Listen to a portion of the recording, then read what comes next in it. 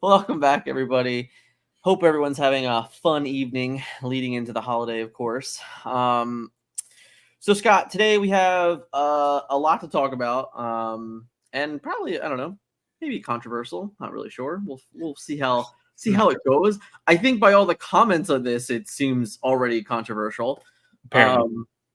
But I think what people need to understand is that we're not like advocating for or against one. We're more or less having a solid discussion about a ban list.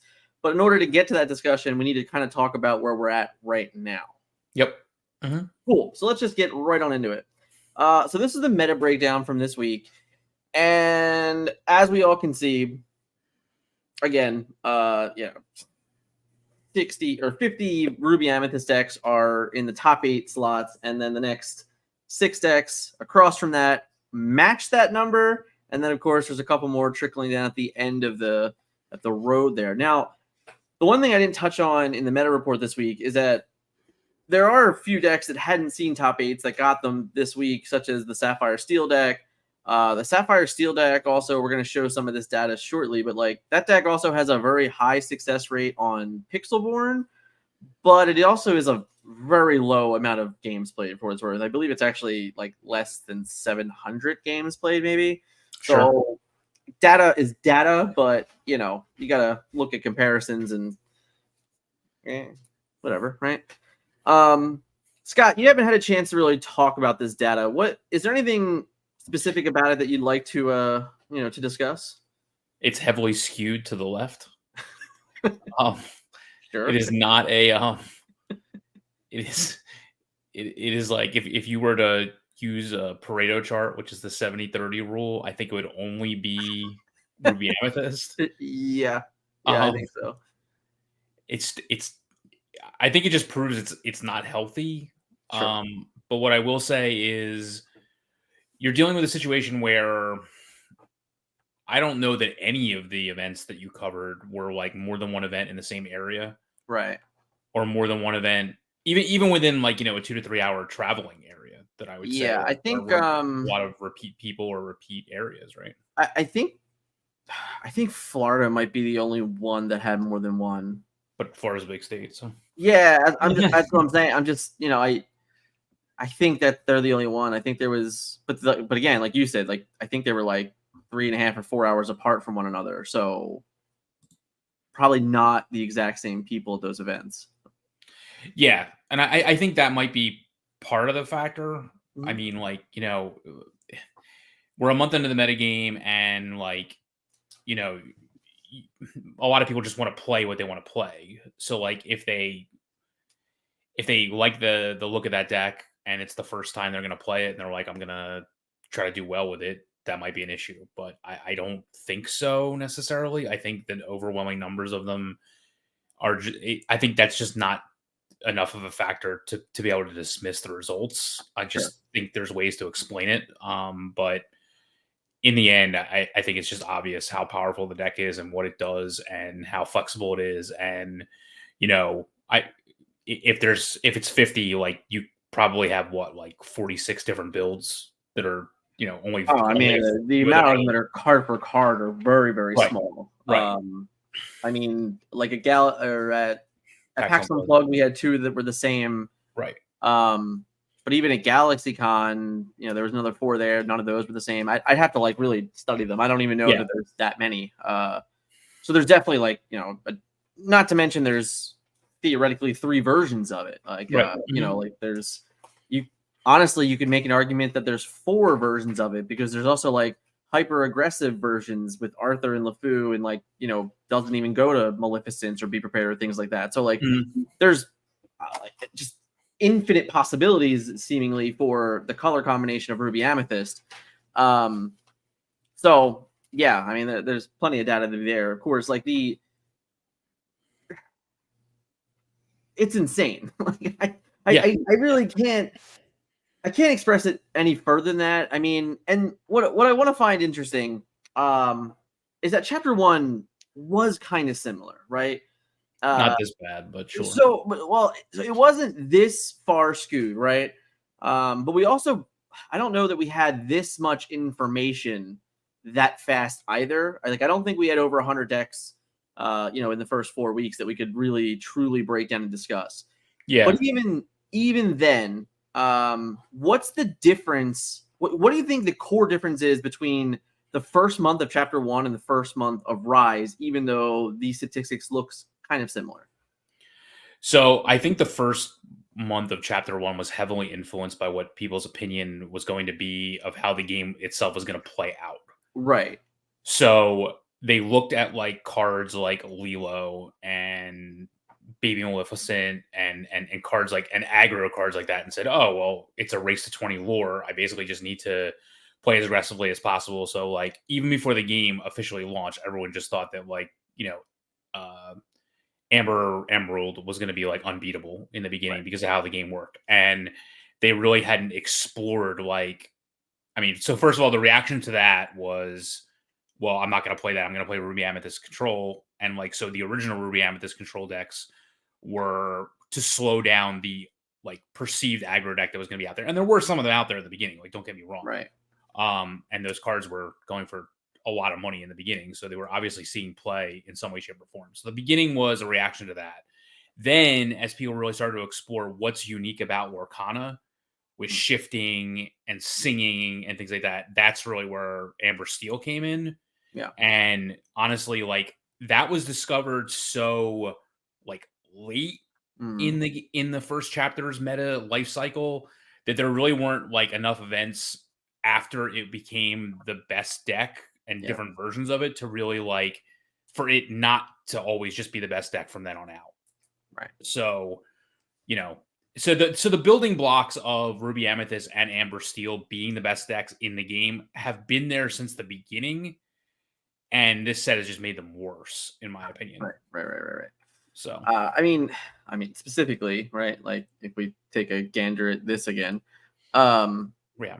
I mean, like, 4 of these cards in the top 7 here are brand new cards for Amethyst. Right.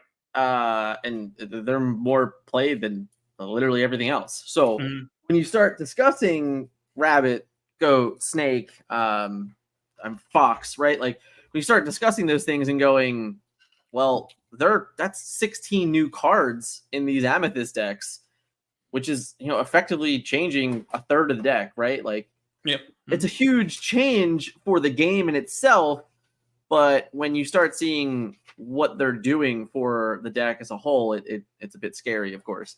Now, obviously, this list it only goes to 18 cards, and we discussed it in Discord quite a bit today of some of the other things on here, but really, it's just this compounding thought about Chapter 1 to me, where in Chapter 1, yeah, Ruby Amethyst did the same thing. It came out, it had like 5 or 6 in the first top 8. It had like another 4 or 5 in another top 8. And it was just like, it came out the door.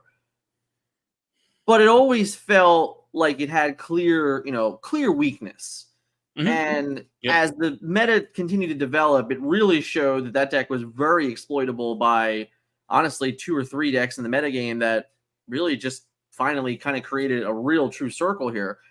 I think the problem with this deck is that it's kind of just good against everything.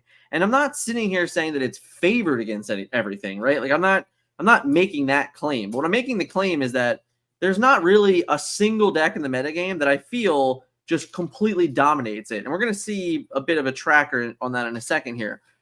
But that's what is kind of the most frustrating thing about it is that when you're a player going to a tournament, generally speaking, you're kind of hedging 2 bets. The first bet is I want to play a deck into a specific matchup because I think that's going to be the most played deck.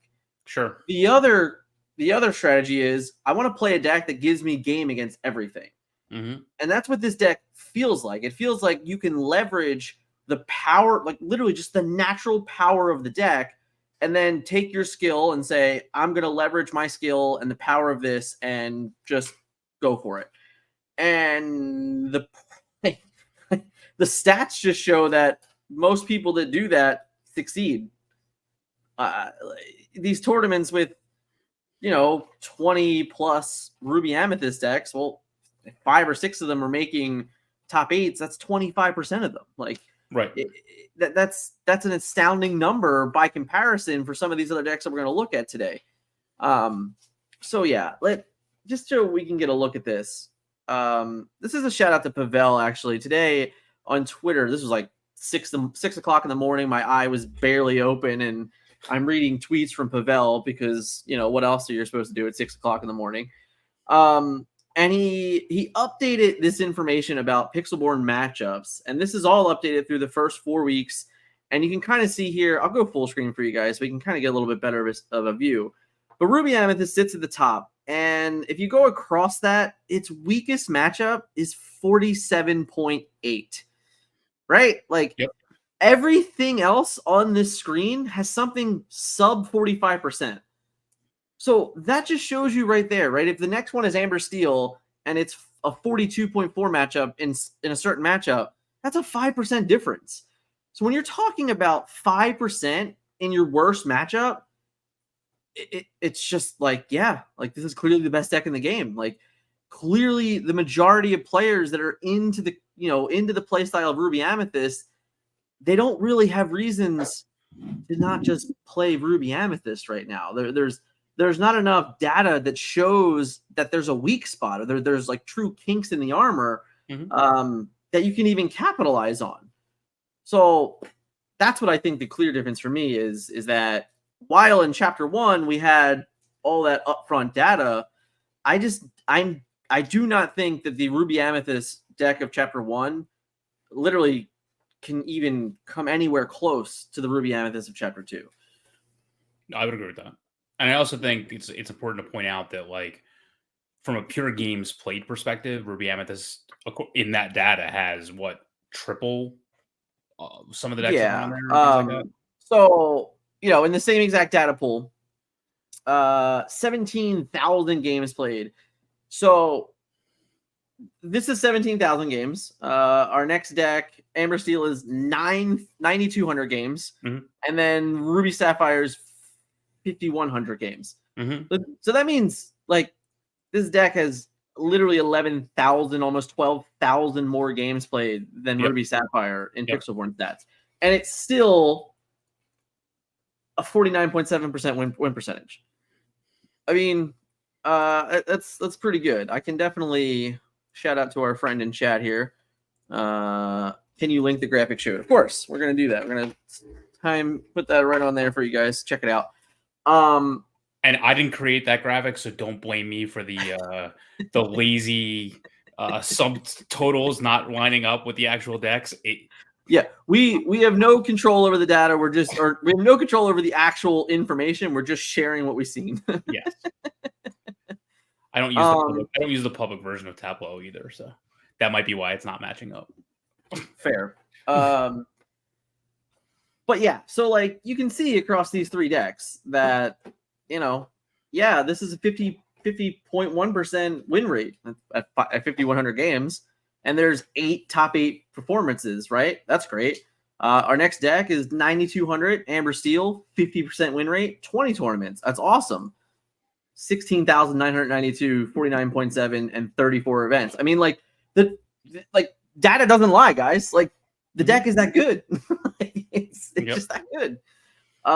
So it's really just kind of where we're at. So before we move forward, how do we get out of these types of situations? Like, what are some of the what do you think needs to happen to help kind of break the mold that we're seeing this early on in the metagame? I mean, necessity is, what do they call it? The mother of invention, or whatever they say. Right. So, like, I mean, the big thing, kind of like I said before, is if there was a giant event tomorrow or next week, then I'm sure that people put their heads together and find ways to they would just run games against these decks constantly over and over and over again and maybe find something. But most players are not going to do that. They don't have the resources to do that, and there's no reason for them to do that. Yeah, so that's the key factor, is that the reason doesn't outweigh the cost. Right. Totally agree there. Yeah, so continue. Like, I just want to, I mean, I'm trying to, I mean, personally, like, more so in WoW than in Transformers, because the way that a lot of the events fell in Transformers, like it was always the beginning of a metagame, not the end of a metagame. Right. But in WoW, like there was a lot of times where it fell in the middle of a metagame or something like that. So you hadn't established these are the best decks, and then I'm gonna break it from there. So I've had experiences in both, and I've seen it on Magic Pro Tours and things like that. Like, and a lot of them wound up being the beginning of the meta also. So Right. Normally, Magic Pro Tours were like the first big event. Yeah. But there certainly were opportunity. I remember basically like the first WoW Worlds. Okay. Like, I was shocked at how many new decks came out of there when that format had already been played like 2 weeks earlier. Yeah. At like a major like Grand Prix level event. Just a couple weeks earlier when a meta was seemingly established, and like 3 different teams I remember just came up with totally different decks, and it was just like, where did this come from? Where did that come from? Where did this come from? So it can happen. I just don't know that it can happen here because there's no necessity to do it. Right. Yeah. So it's really fun. It's a really fun conversation, but honestly, competitive events are what drives metagames. Like, just straight up, you don't like, yeah, you find stuff out on your kitchen table, but you find out because there's a reason to find it out. There's a goal in mind. Right now, when, honestly speaking, the biggest events out there are like maybe a 2K, right? Like, so like if that's the biggest event, and yeah, in all honesty, most of these 2Ks are local events. It's very hard to travel. We've seen it a couple times now for PPG, but even PPG, aside from Miami, which was kind of what, like, the middle of that tier, like the middle of the meta game, I would say. There hasn't really been any of these successful events like more than 60 people common enough, right? Like, and that's kind of an attributing factor, is that you're seeing the same type of results because there is not some $10,000 prize to pay for, right? There's just, it doesn't exist. So like, if it's just like a normal, oh, hey, on Saturday, I'm just going to go do this thing, right? Like, I'm going to drive a couple hours, I'm going to play in this thing. Most players aren't going to put too much weight on it. They're just going to say, well, I'll look up what's been doing well, and I'll take one of those decks. I'll kind of mold it, 5-10 cards, whatever, just to like fit my style, and I'm just going to play this. And that is going to continue to happen when that's really like the bar. The bar is just, in most cases, be a good Disney Lorcana player, right? Like, if that's the bar, then you're like, I don't really need to look past it. And it's not that it's even lazy, but kind of what you said, there is no necessity. So since there is no necessity, then I mean, the biggest equivalent so far has been the Pixelborn tournament from last week that had 242 players, and I think it was 6 of the top 8 decks were Ruby Amethyst, right? Yeah. A lot of shout out to everyone that did comment on different polls this week. But there were comments like, oh, well, the Pixelborn meta is different. No, it's not. Right. Like, I can look at the data the same as anyone else can, and I can report on that data the same as anyone else can, and you can find that everywhere that you want to find it because people share it. But it's like 242 people from all around the world. Still 6 of them. There was 9 of them in top 16. Like, this isn't some made up number. Like, it's information that's out there. So it didn't even matter, right? Like this world of like, oh, well, people only own these cards. Like, that's not true either, right? Like, people chose to own these cards. They chose to buy these cards. They chose to take that deck, and they succeeded with it. So, yeah, I don't know. It is one of those things that very early on, I think that way more than in Chapter 1, it's just so much more alarming to see, to literally just to see these numbers. Like, this 17,000 games played with 50% win rate. We can go back to the chart and look at it again. Like, it doesn't have more than a 47.8% loss. Like, those things are alarming. They're scary, without a doubt. So, and that's to another Amethyst deck, I might add. Yeah. You got it. That is to another Amethyst. All right. So all the data is out there, right? Like we've had honestly like a pretty fair amount of reported events. I think as of today, it's actually been 14 now. There was another event that was reported on after I had recorded the meta report this week. So with 14 events, honestly, again, so that data is the two forms of data here are like not even fully updated, and the Ruby Amethyst numbers are only higher, if I'm being completely honest. So it turns into one, like we said, there's a necessity requirement here of really giving competitive players even the mindset to say, how do I beat this? And when you don't have that, then I just think like the creativity just goes down because there's not a reason to have it. So the other thing that can happen, right, is ban list.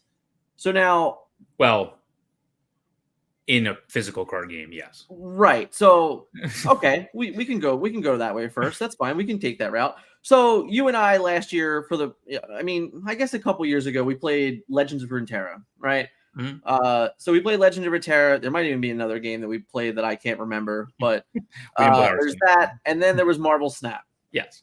So I think it was around February or March of this year. Marvel Snap decided they were going to do OTAs. I think like 2 weeks out of the month or something like that. And what the OTA did was that it basically eroded cards, but it's an online client. It has the ability to make that change, has the ability to update on the fly, right? Mm-hmm. So over the air. That's what over the air. My bad. So my bad. Yeah. Whatever. Yeah. So that's a wonderful concept, right? Because if we took a card like any of the Merlins and we replaced, like we just like redesigned the text box by one word, right? Well, it's technically by a couple words, by but a number, in theory, by a number or something. Right, by a number of words or by a number, whatever. Right. It would vastly change the entire concept of the card. Mm-hmm. Yep. So if we could do that, that is the absolute best solution. Correct. We're playing trading card games here. We have paper printouts. I have, 40 Merlin goats in my possession right now. They don't change, Scott. I can't just take out a magic marker and write a new word down. So while that would be great and it would be really nice to have, we can't have that. Correct. So because of that, the next step you have to go to is the discussion of a ban list. Now, I think ban lists have pros and cons, but why don't you just quickly touch on like what it would do if, what would it really truly cause to get to that point? I mean, the lack of innovation is what causes to get to that point. I mean, and the sheer obvious dominance of cards that are just simply breaking the rules of the game and are just so much better than what else you can be doing that it doesn't even make sense to go in a different direction. So again, without like being able to change the stats of a card or be able to change like the numbers on a card if it's in the text box or something like that, like there just is no option. So it would the positive, like it's just stunning. It's just stunting what's going on in the game. Like it's just, there are certain strategies that are simply unable to be played because you could simply be doing it better by using the cards that are, that people think need to be banned or whatever. And it's just stunning innovation for entire like ink colors, for example. So it's not a rock, paper, scissors thing where like rock always beats scissors. It's like a rock, paper, scissors, lizard Spock where Spock beats everything. Nice. And, or whatever that is. Like, I don't know exactly how those rules work, but you have to expand it beyond the triangle or anything like that. Like it's not, there are certain cards themselves that are causing the issue, not the deck. So when the parts are better than the sum of the whole, that's not the phrase. Like the sum of the parts is usually worse. The whole is greater than the sum of the parts is usually what works. But in this situation, certain cards are driving what is going on in the metagame and causing problems. and being able to find what those are. And I mean, obviously there's trickle down effects and things like that, to me are what's most important. Right. So like these numbers, they're not all Ruby Amethyst decks. Right. Like that's not what this is representing. It's representing the most played cards across every deck, right? So this is just showing that, yeah, Ruby Amethyst is the most played deck, which is fine. But it's also showing that even outside of Ruby Amethyst, in Steel Amethyst, in Emerald Amethyst, in Amber Amethyst, like all of those cards are being played in all of those things that I just listed. And they're being played in 4-ofs. So like basically as long as you're playing an Amethyst Ink, you're playing 15, 16 copies. In all honesty, if we include friends on the other side, 20, 21 copies of cards, basically, that's almost a guaranteed in successful decks so far to this point in the metagame. I think I don't even, does Popsicles play Mini Surfer? Like, yeah. To me, okay. So then I don't think there's a single card of either Ruby or Amethyst on that list that doesn't also see play in another deck that exists. So that's another like positive for like, it's the cards themselves. Like Be Prepared sees play in Popsicles. Yeah. Lady Tremaine sees play in Popsicles. Maui sees play in Popsicles. Yeah. Same with Monstrous Dragon. Same, and if I wasn't sure about Surfer, and Teeth and Ambitions does. So like, there's no Ruby card on there that doesn't also see play in the second most popular Ruby deck that's out there. There's no Amethyst card on there, as you mentioned, that doesn't see play in the most other popular Amethyst decks. Right. So because of the nature of how you build decks, none of this is based on one archetype. Sure. It's based on multiple archetypes. And so when you look at this chart, as opposed to an archetype chart that we looked at before, it's the cards themselves that are causing the problems, in my opinion. Sure. There are not specific images to this, but if you want to check out this video afterwards, that is you'll find more of this data from there. Actually, even more than just this. So with that, Scott, before we really get into the ban list concept and talk, it's just at an interesting impasse, I think, in the game right now, where we have seen all this data. It's honestly, it's bad. Like in my humble opinion, it's bad for the game. It's a bad look for the game. Yep. See this much consistency, synergy, power, all out of the same ink, and then it honestly just being, good with multiple combinations and really seemingly not looking like it has a true weakness. So with that, right? Mm-hmm. With that, if you were going to an event this weekend, Scott, would you be playing Amethyst? Yes. Yeah. So anyway, that's the easy one, right? The next one coming up is SCG Con Cincinnati. This is the opening week of 2024, so the 6th and 7th, 2K and a 1K. There are no badges required for these events, which is great. So you can just go show up. I do think, if I remember correctly, the gold events cost like $50 maybe, and then the silver events cost $30. I don't quote me on those numbers. I'm not 100% sure. If the link isn't in the description already, I'll have it in the description after the fact. I don't have it on hand right now. The second one is an entry fee listed, but not the first one. That's interesting. Oh, okay. Yeah, 35. Yeah. Okay. So yeah. So yeah. I'm pretty sure the top one is a $50 entry fee. Okay. So that's the next event coming up. Now here we are, we have 2 weeks of holidays. I know that there are probably some events that are going to take place in that time, but with holiday weekends, I personally don't think they're going to be that successful of events. We'll see. So this is likely the next true stepping stone to the metagame. It's in Cincinnati. It's at SCG Con. I think the first one in Pittsburgh, if I remember, had like 35 or 36 players or something like that. So it's not like nothing, right? So we can probably expect to see, I don't know, 40, 50 players. There was just 46 players at GalaxyCon, and that costs $125 to get into. So if this is free, hey, I mean, I'm sure it'll do better. Yes. Now with that, so that's the next one, but this one's pretty interesting, Scott. So this is going to end the season. This is the final week of Rise of the Floodborn, and it's taking place in Don Bosco Technical Institute, which is in Rosemead. Yeah, Rosemead, Rosemead, yeah. California. I think it's outside of LA. I think it's outside of LA. It is. It's about to be specific, it's 35 minutes from Disneyland. Yep, Okay. that's the question my wife asked when I said that, hey, there might be a tournament in California. She asked how close is it to Disneyland. So if you're looking to go to Disneyland on Friday, 35 minutes away. So this is a pretty big one, right? This is a 3K. Yeah. It says on there, right? So it's a $3,000 guaranteed prize, but literally right on the poster there, if you see it, little text there, it's going to increase to a $5,000 cash prize at 100 players. Mhm.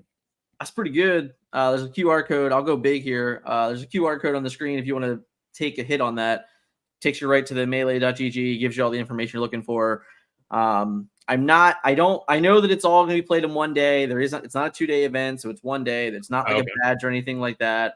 So, and it's no matter what the number is, I think it's going to be a cut to a top 8, not a cut to a top 16, all those things like that. So, okay. Expect a 1-day tournament here straight through. So yeah. So that was the discussion, right? Leading up to the next one, of course.